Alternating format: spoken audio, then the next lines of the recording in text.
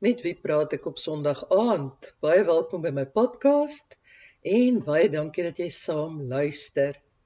Ja, dis amper Kersfees. Baie van julle is waarskynlik al klaar met vakansie. En hier by ons word die liggies aangeskakel en die weer word dag vir dag al hoe kouer en slegter en donkerder. Maar 'n mens moenie kla nie, want ek weet daar is groot dele in Suid-Afrika waar dit baie warm en baie droog is. Vandag gesels ek met Milana van Tonder. Milana woon nou 'n paar maande al deur ver in Amerika en ons gesels oor hoe sy nou daar opgeëindig het en wat hulle daar doen. As jy dalk dink dat die naam vir jou bekend klink, dit is Nerina Visser se dogter. En die tweede podcast wat ek ooit gemaak het, het ek met Nerina gemaak. En 'n hele ruk daarna het ek ook met haar man, Nico, 'n podcast gemaak. So, hierdie is nog 'n Visser familie aanbieding. Geniet dit, want dit is 'n baie interessante gesprek.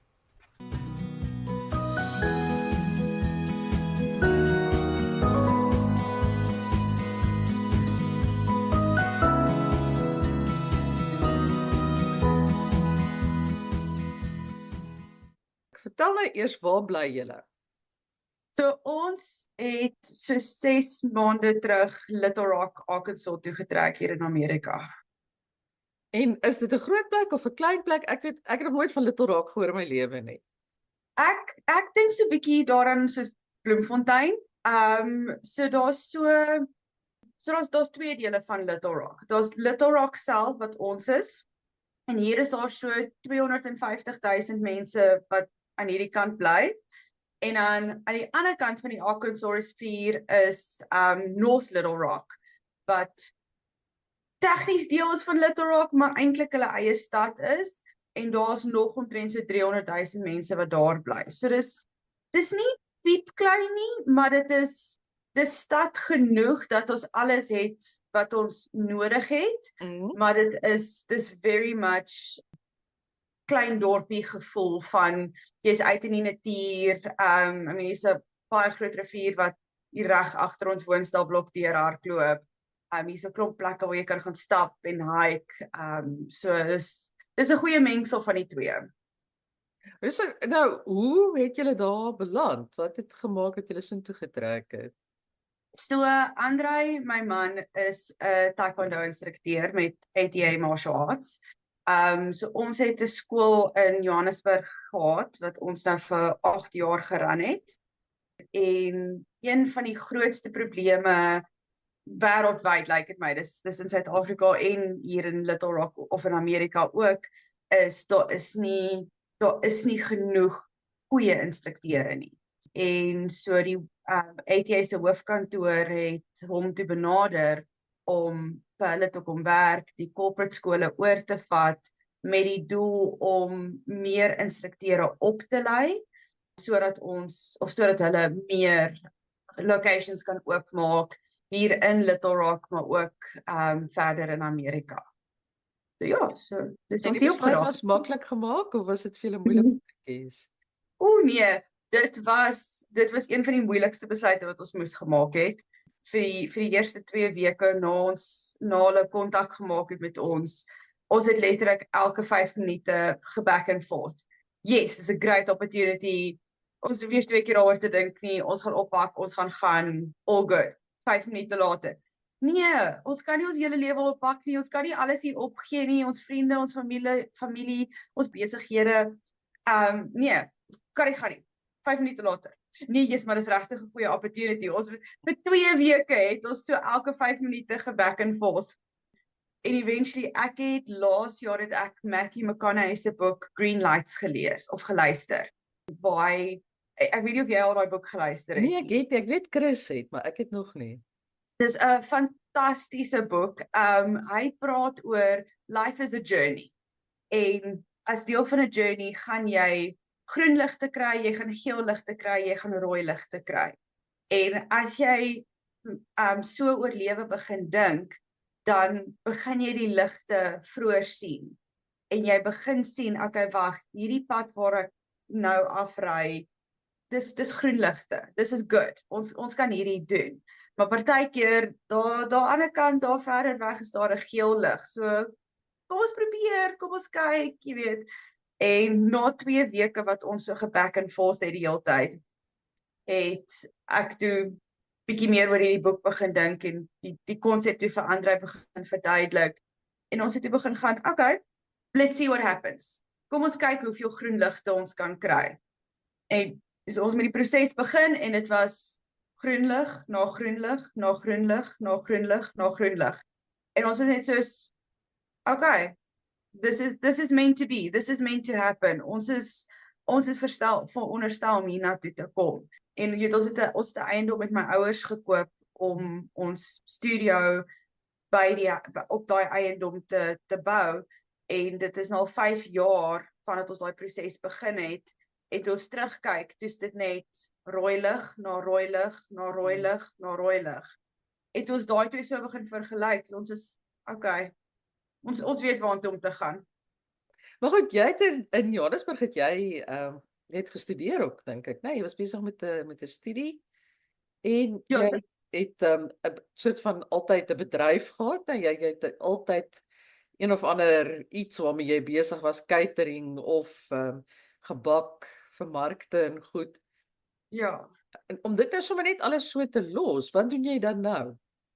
So ek het daai besigheid van my het ek 2 jaar terug verkoop.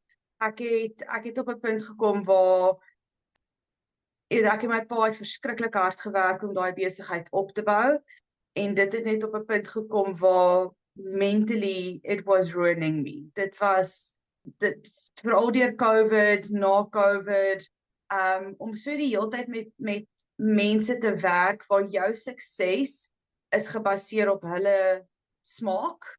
Dit het verskriklik moeilik geraak. En so 2 jaar terug het ek op 'n punt gekom waar ek oorweeg het om of toe te maak of te verkoop. En op dieselfde tyd het Andrei meer voltydse hulp in ons taekwondo skool nodig gehad.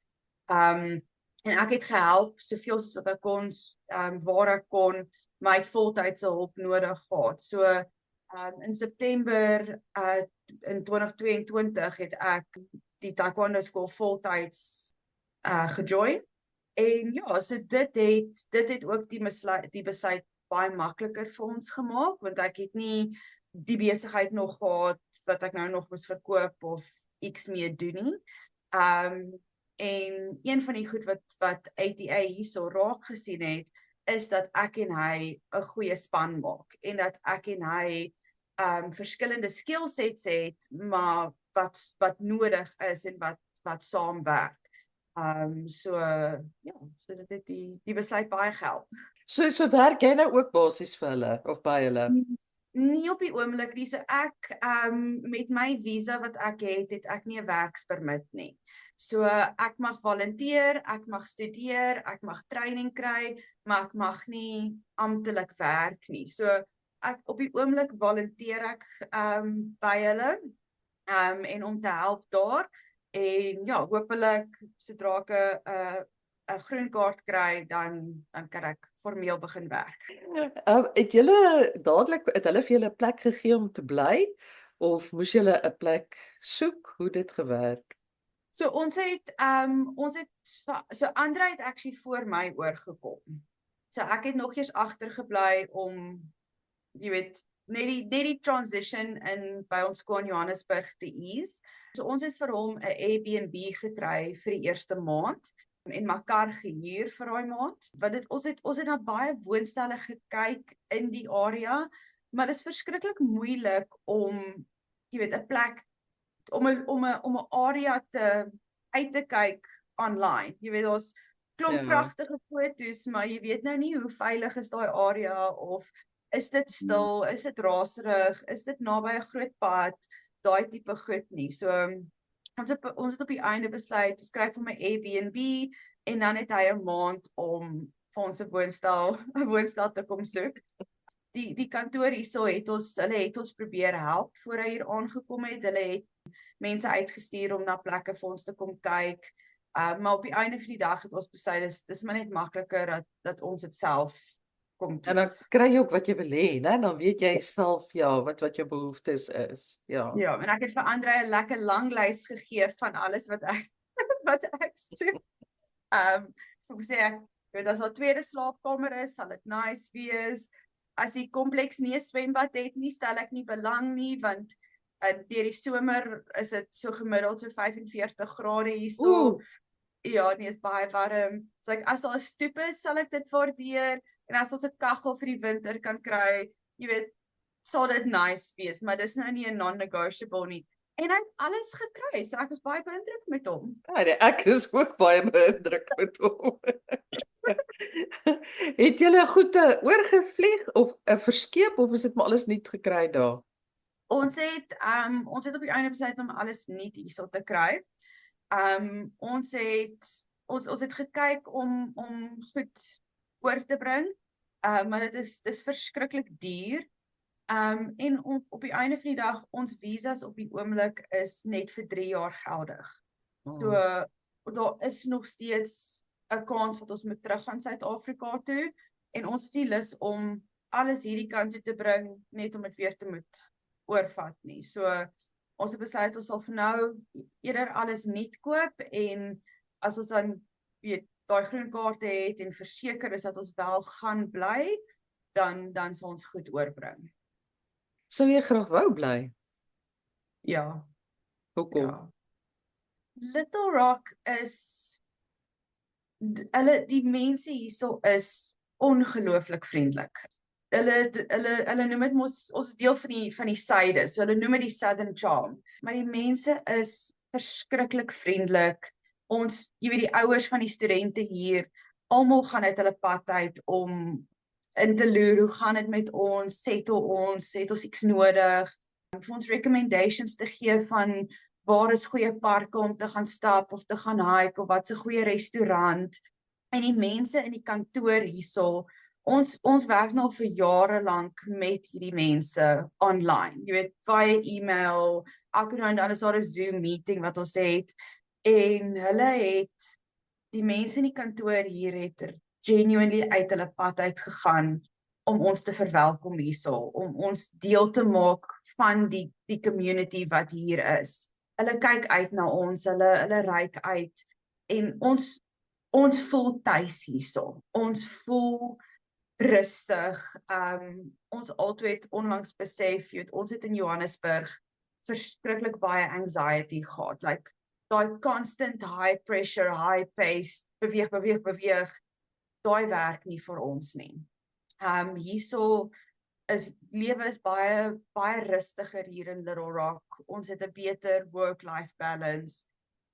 Ons is deel van 'n groter gemeenskap hierso wat ons nie dieselfde in Johannesburg gehad het nie. So dit is Amerika, jy weet, dit is ja. Ons gaan nie daaroor praat nie. Ons gaan nie daaroor praat nie. Maar hierdie area waar ons is en die mense wat ons het is regtig incredible. Wat ek nou eers wil vra is, jou ma was daar gewees, Ja. nou nie so lank gelede nie. Ja. En wat was haar reaksie toe nou op julle tweeetjies se woordbly? En jou pa ook, ek mag hom nie uitsluit nie. Hoe het jou ouers julle situasie en julle blyplek gevind? Weet jy, Solet, wat vir my regtig awesome was, so 'n maand of 2 voor ons getrek het my pa het baie hard probeer skimp dat ons nie moet trek nie en dat ons moet bly. En party dae was dit in soveel woorde wat hy vir ons gesê het, ek dink nie julle moet gaan nie, en in ander dae was dit nie soveel woorde nie. En my pa was vir omtrent 3 dae hier in Little Rock by ons, en hy kyk my so die een dag en hy gaan, weet jy, dis okay, julle kan maar bly, ek sal weer kom kyk. En dit het my baie goed laat voel. So, hulle is mal oor Little Rock. Ons is baie gelukkig. Ons bly reg op die Arkansas River. En ons is op 'n roete wat dis so 16 myl roete wat die Riverwalk Trail genoem word. Dis al om die rivier. O, Deur pragtig. ek dink 8 verskillende parke langs die rivier. Dis beautiful. So ons bly in 'n baie nice area. So vir hulle was dit baie lekker om te kon gaan stap deur hierdie parke. Hulle het ons scooters gevat en gaan rondry, by die rivier gaan sit, gesien hoe naby downtown is. So ek dink vir hulle kon sien ons het 'n goeie lewe hierso en 'n happy lewe en ek dink dit het hulle ook gerus. Die eerste ding wat ek eintlik wil weet is die taekwondo. Dis 'n sekere Ja. 'n vraag wat Andrei behoort te antwoord, maar jy sal dit nou maar namens hom moet doen. 'n Mens sal nou dink Amerika en 'n hoofkantoor. Ek bedoel, hoe werk dit dan nou? Dit iets maak nou nie lekker sin vir my nie. So hy is die beter een om te antwoord, maar hy het al hierdie presiese vraag gehad en ek het mooi geluister. So die ou wat ATA gestig het, Eternal Grandmaster H.U. Lee. Hy is van Korea af. So hy het in die 60er jare het hy oorgekom van Korea af Amerika toe om 'n nuwe lewe te kom begin. En hy het actually in Omaha, Nebraska begin. En dit was waar hy sy eerste taekwondo skool oopgemaak het. En hy it never felt like home. En so het hy op 'n dag besluit, "Wel, weet jy, hy gaan in sy kar klim en hy gaan ry totdat hy voel hy's by die huis, soos wat hy in Korea gehad het." En so het hy in sy kar geklim en gery en by klomp plekkies langs die pad gestop en eventueel het hy hier in Little Rock gestop en it was home for him. En so het hy toe hier in Little Rock sy roots neergesit, uit klein begin, uit maar met sy een skool begin en so het hy gegroei. En daar is op die oomblik nou is daar oor 1100 ATA skole wêreldwyd. Beste. Daar's oor die 600 in Amerika self en die res is in Europa, Suid-Afrika, Suid-Amerika, is daar 'n klomp skole. En ja, dit is hy het 'n hele stelsel gebou van die curriculum, dat almal dieselfde curriculum afrig. Wat nou al so evolve het, dat ons nou 'n hele training department het, wat video's record van hoe die verskillende goed afgerig moet word, hoe dit moet lyk, verskillende drills wat ons vir die studente kan leer. Dit word alles in hoofkantoor verfilm. Ons het 'n hele marketing department wat jy het fotos en video's record en marketing goed beskikbaar maak vir mense vir al die instrukteure wêreldwyd. Ons doen al ons testings wanneer studente opbeweeg in hulle belt rank, doen ons submit ons na die kantoor toe waar dit alles op 'n centralized databases is. Elke keer wat ons 'n nuwe student enroll, skep ons 'n membership profile vir hulle met ATA en wherever hulle dan in Amerika is of in die wêreld is, as daar 'n ATA skool is, kan hulle profile oorgetrek word na die nuwe skool toe en hulle hou aan waar hulle afgelos het by die vorige plek. So dit het regtig in 'n worldwide community in verander, gebaseer om taekwondo wat amazing is. So ja, jy dink nog ons, maar hoe is daar 'n hoofkantoor vir taekwondo? Maar dit is hierdie absolutely incredible organisasie agter die scenes wat selfs ons wat al hier was in 2018 en kom kuier het en dit kom sien het en wat met hulle werk op 'n gereelde basis van Suid-Afrika af, ons het nie eens besef die amazing wheels wat agter die skerms werk nie. Dis regtig incredible om te sien. Ja, baie indrukwekkend. So doen jy taekwondo? Yep. een van die goed wat baie populêr is as jy met 'n instrukteur getroud is of uitgaan, at some point in your life you will get dragged into it too. So ek is nou al, ek het in Maart maand, letterlik 3 dae voor Andre op die vliegtuig geklim het en hiernatoe getrek het ek vir my tweede swartbelt getest. En toe in Julie, terwyl ek hier was, het ek 'n certified instructor geword. Maggies, ek het dit glad nie geweet nie. So dis nou baie geluk. Dis baie gaaf. Want Andrei doen professioneel mee, né? Hy klim daai leer van al die belde en die dinge. Partykeer dan, ja, mens word nie jonger nie, partykeer kry jy ook seer. Hoe deel jy daarmee? Met baie stubbornness van ons albei. So hy het laas jaar Julie maand by wêreldkampioenskappe hierso, het hy die dag na hy vir sy 6de swartbelt getoets het hy in een van die sparring matches, het hy 'n verskriklike kniebesering gekry. Ons het hier in ongevalle opgeëindig en hy was op krikke, kon nie loop nie. Gelukkig, toe ons terugkom in Suid-Afrika, het ons op by 'n spesialis gekry. Hy was in een van daai vol been braces wat jy kry. Hy moes dit vir 3 maande dra. Gelukkig het hy nie surgery nodig gehad nie. Maar dis maar tough. Jy weet, en soos wat jy sê, jy word nie jonger nie. En jy weet, ek dink ongelukkig is baie mense in die bedryf redelik stubborn. Ek gaan nou nie sê Andrei is stubborn nie, maar dit is al dis 'n algemene trait. En hy het gelukkig besef met hierdie besering dat as hy homself nie mooi oppas en kyk of na homself kyk en doen wat die dokters vir hom sê hy moet doen nie, gaan hy nie herstel hiervan nie. En hy het sy 2 of 3 keer 'n week fisio gedoen en het by die huis geoefen en geluister na die dokters en die spesialiste en hy het 'n full recovery gehad. Maar dit het hom laat besef, wel hy moet strength training doen om hierdie goed te prevent sover as moontlik. En as dit gebeur, dan jy weet, moet hy moenie onnodige goed doen om die injuries erger te maak nie, want hy moet kyk na homself. So dit was 'n groot les. Wat is dit? Hoekom gaan dit so goed met taekwondo? Ek het hier by ons ook gesien toe ek nou nog skool gehou het. Daar is verskriklik baie kinders wat byvoorbeeld nie meer voetbal speel nie, maar wat wel op 'n nou nie altyd taekwondo nie, maar op 'n vorm van 'n gevegsport besig is.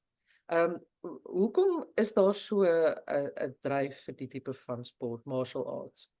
So ek sien taekwondo spesifiek as 'n individual team sport. En wat ek daarmee bedoel is, met taekwondo, jy veral ons in ATA werk, as jy kompetisies doen, selfs in die klasse, it's individual. Jy werk op jouself, jy compete op jou alleen, jy's nie deel van soos 'n netbalspan nie. Maar so jy het nie daai addisionele stres van ek gaan my span teleurstel as ek nou nie wen nie, of ek moet ekstra hard werk want ek moet so goed soos die span bly nie. It's all about you. Maar terselfdertyd het jy nog steeds daai groep en daai span setting. So wanneer ons na 'n kompetisie toe gaan, ons studente is baie goed om mekaar te support en aan te moedig, en jy het nog steeds daai span effek, maar jy het nie daai addisionele stres van ek wil my span nie teleurstel nie. Martial arts, taekwondo spesifiek en spesifiek ATA, hoe ons dit afrig, is ook baie groot op life skills. So ons leer vir die kinders, jy hoor dit altyd, like respect, discipline, focus, belief, honesty, communication. Jy weet, jy leer daai goed deur taekwondo en meeste martial arts. Nie alle martial arts sal dit vir jou leer nie, maar meeste van hulle leer dit vir jou. ons gaan dieper daarin. Jy weet, ons doen letterlik, ons het sulke klein boekies waaruit ons hierdie life skills lees en leer vir die kinders. Wat ons, jy weet, elke 8 weke doen ons 'n ander life skill. En dan praat ons dieper oor hoekom is dit belangrik om honesty te hê en om honest te wees. Jy weet, en dan vat ons dit ook in die verskillende dele van jou lewe. Like, as jy vir jou ouers gaan jok, gaan hulle nie trust in jou hê nie. As jy vir jou juffrouens of jou instrukteure jok, gaan hulle nie trust in jou hê nie. Jy weet, en jy kan nie verwag dat iemand of jy kan nie iemand anders trust as jy die hele tyd nie getrust word nie. So ons gaan baie dieper in hierdie life skills in. So dis meer as net 'n gevegsport. En ek dink dit is die ander ding is daar is hierdie perception van martial arts of taekwondo dat dis net 'n gevegsport. My kind gaan seer kry. Maar dit het al so ontwikkel en verander oor die jare. Dit is nie net 'n gevegsport nie. Ek persoonlik hou niks van sparring nie. As ek dit kan vermy, dan vermy ek dit.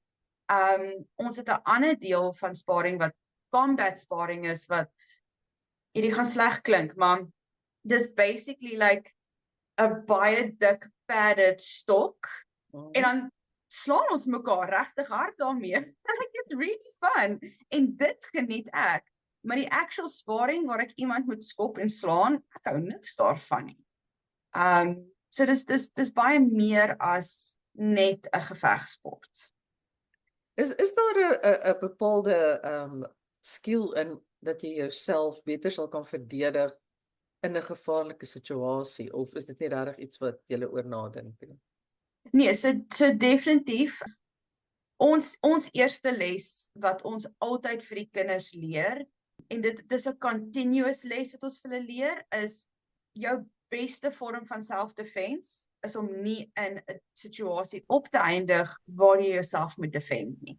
En daarmee moet ons eers vir hulle leer om awareness. Wat gaan om jou aan? Jy weet, kyk jy net blindly voor jou en jy sien niks anders nie, of is jy bewus van die mense wat om jou is, die karre wat om jou is, die environment wat om jou is. En dan is dit ook om jou gut te volg van X voel nie vir my hier so lekker nie. Jy weet, en kom ek stap eerder terug as wat ek net vorentoe beweeg en kry myself in 'n situasie waar ek myself moet verdedig. Ongelukkig is daar tye wat ons in 'n situasie gaan opeindig wat jy jouself gaan moet verdedig. Hoe doen ons dit? So wat ek absolutely love is wat ons met die wit belde doen. Dis iets wat ons hierso geleer het, wat hulle doen is ons jy weet, skep altyd die scenario van jy's in Walmart en jy weet jy het jou cereal gaan kies en ma's in die volgende aisle, okay? Of sy's verder af in die aisle. En iemand kom na jou toe en wil jou kom gryp. En jy weet dan leer ons letterlik vir hulle, as iemand na jou toe kom, dan vat jy vat 'n tree terug en jy sit jou hande op en jy gaan get back, stay back, en dan slaan jy hulle regtig hard en jy hardloop na jou ma toe. En ons oefen dit letterlik in klas, waar jy weet ons sal 'n tree na die kind toe neem en dan moet hulle terugstaan en dan moet hulle slaan en hardloop. En ons hardloop agter hulle aan totdat hulle by hulle ouers kom. En as ons hulle vang, dan moet hulle 5 push-ups doen, want jy het nie vinnig genoeg gehardloop nie, of jy het nie geskree nie. So ons probeer vir hulle leer daai like muscle memory van kyk wat om jou aangaan, be aware, en dan hoe kry jy die hulp? Want jy weet, as 'n 8-jarige kind, jy gaan jouself nie kan verdedig teen 'n groot mens nie. Hoe kan jy? Jy kan jou stem gebruik. Be loud, skree. Jy weet, trek aandag na jou toe, want dit gaan oë op jou kry. Dit gaan groot mense se aandag kry wat jou kan kom help. En dan okay, maar daar is sekere goed wat jy kan doen. Hoe doen jy dit? Hoe volg jy op daarmee?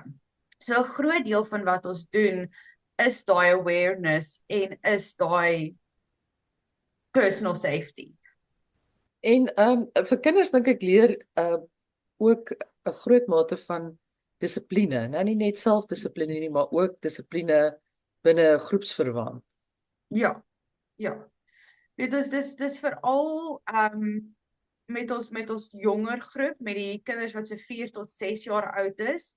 Jy weet hulle het nog baie van daai impulsness van like, o, hulle wil nou in 'n sirkel spin of o, hulle wil nou, jy weet, hulle hande uitgooi en dan klap hulle bonklik die maatjie en dan hy al die maatjie want jy het my geslaan en jy weet gaan te kere.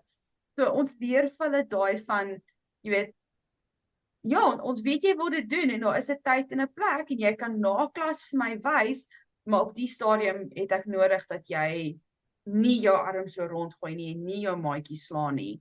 En ons leer ook vir hulle accountability. So, okay, jy het nie geluister nie, jy het jou arms rondgegooi, jy het jou maatjie geslaan, hoe gaan jy accountability daarvoor neem? Jy moet jammer sê. Jy moet jammer sê vir jou maatjie, jy moet kyk of hulle okay is en nou moet jy dit nie weer doen nie. So daar's 'n groot deel van daai dissipline ook wat accountability is en hoe neem jy accountability? So daar waar julle nou is, train julle nou treiners of kry julle ook nog kinders? Doen julle ook nog opleiding vir groepe en kompetisie? O ja nee, ons train nog Andrei run 'n volskool. Ek volunteer in die skool. So ons het nog studente en kinders wat inkom en train. Wat ons situasie so amazing maak is ons self kry training van die hoër ranks en van die training department af. So dis regtig awesome. En Andrei is dan hy so corporate skole wat hoofkantoor run. Daar's 3 corporate skole. So Andrei is in charge van daai 3 skole ook en hy lei daai instrukteure en program directors lei hy ook. Is daar 'n verskil tussen die kinders wat julle in Johannesburg gehad het en die kindertjies wat nou by julle kom? Ja en nee. Daar's sekere traits wat deurkom wat jy weet, kinders is kinders, of dit nou hier of daar is, hulle is dieselfde.